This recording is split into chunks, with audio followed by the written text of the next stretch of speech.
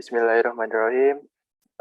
Sebelumnya Assalamualaikum warahmatullahi wabarakatuh. Yang saya hormati Ibu Vinska selaku dosen mata kuliah statistika. Sebelumnya perkenalkan saya untuk memperkenalkan diri saya terlebih dahulu. Nama saya Rangga Rostu Ramadhani dari kelas E Informatika dengan NIM 123200124. Di video ini saya akan memberi penjelasan mengenai analisis data dari World Rankings of Men's Athletes.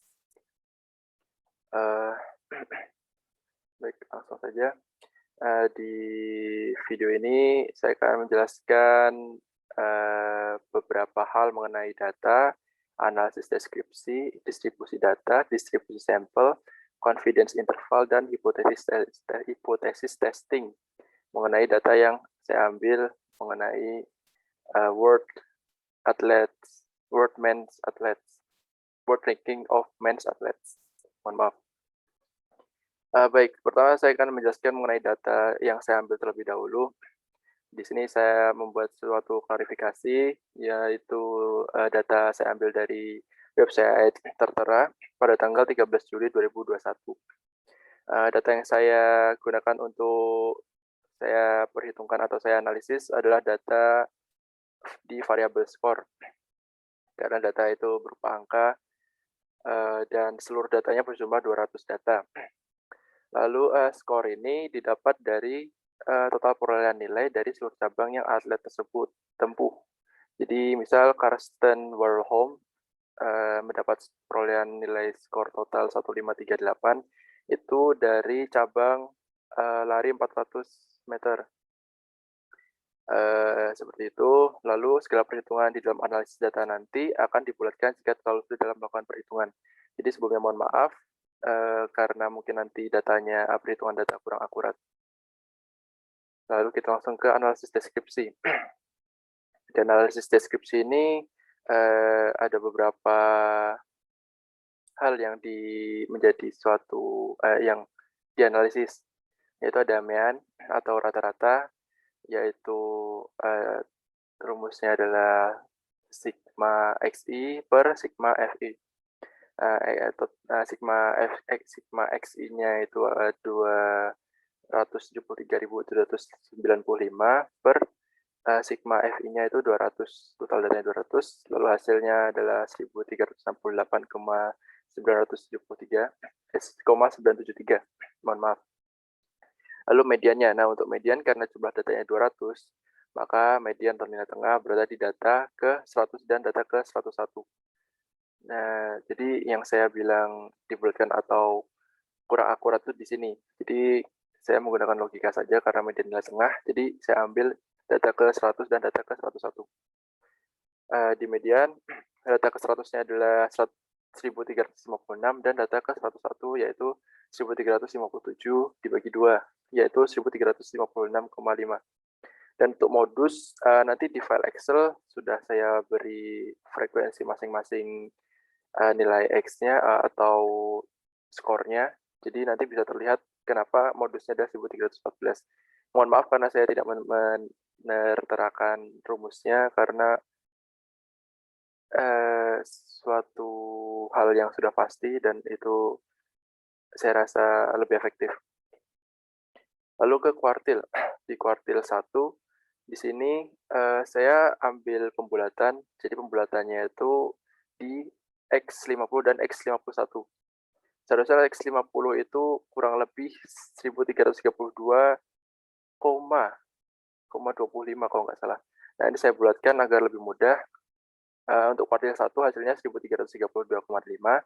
Untuk kuartil 2-nya median itu tadi nilainya sama 1356,5 dan kuartil ketiganya juga saya lakukan pembuatan dan hasilnya adalah 1392,5.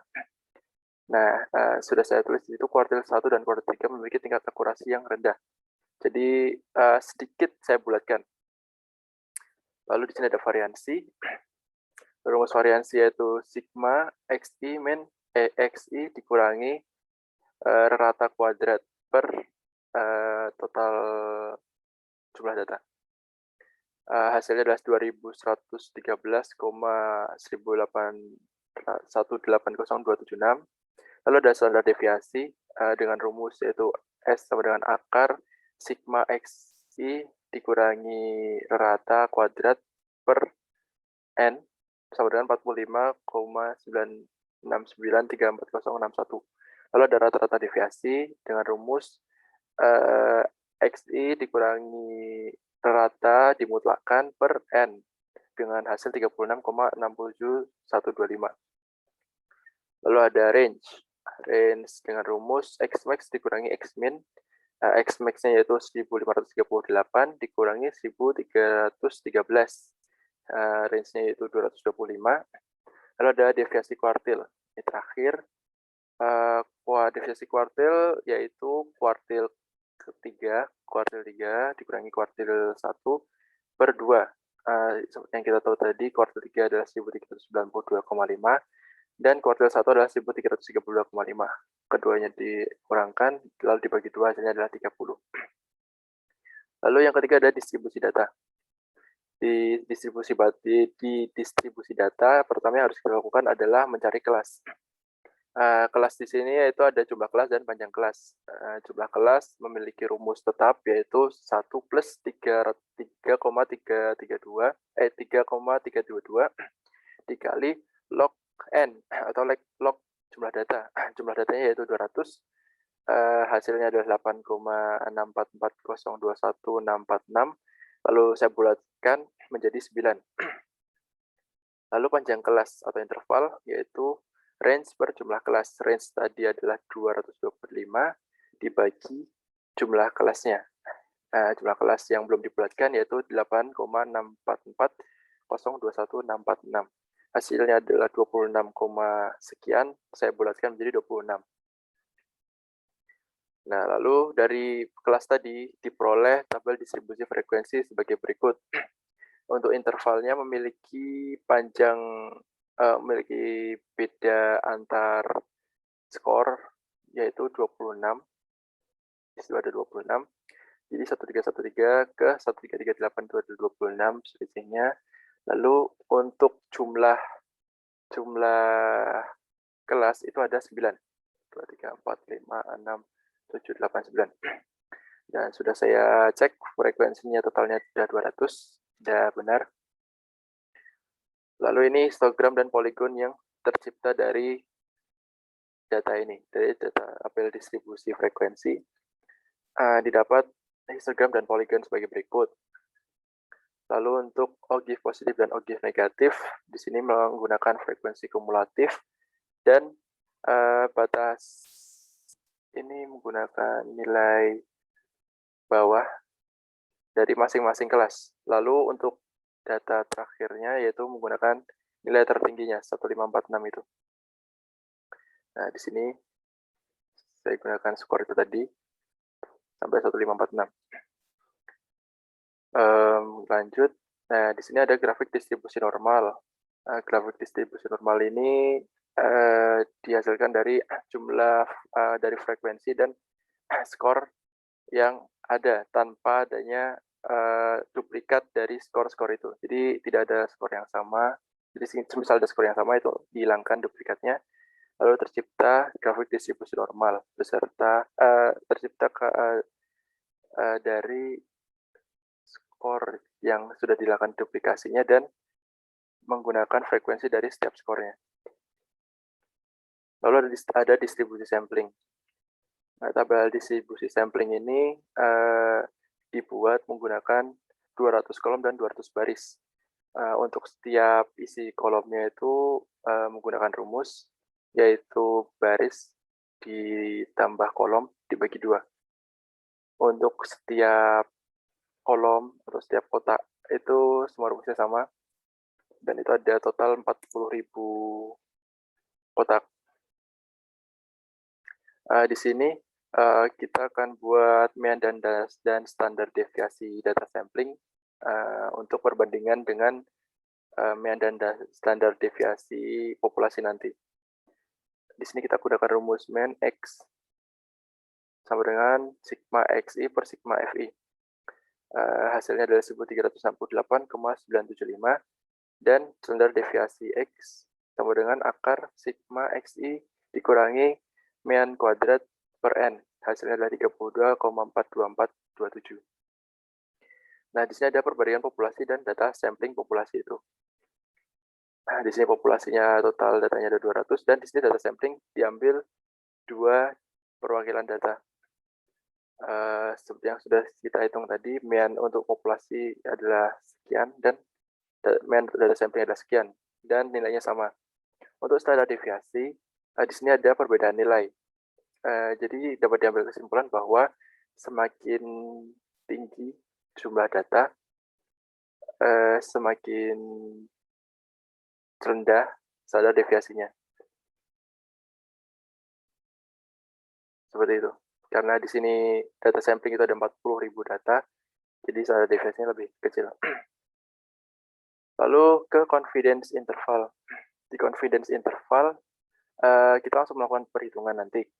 Jadi untuk rumus yang akan digunakan, kita menggunakan rumus yang jika standar deviasinya diketahui, yaitu perkiraan nilai plus minus nilai Z dikalikan dengan standar error.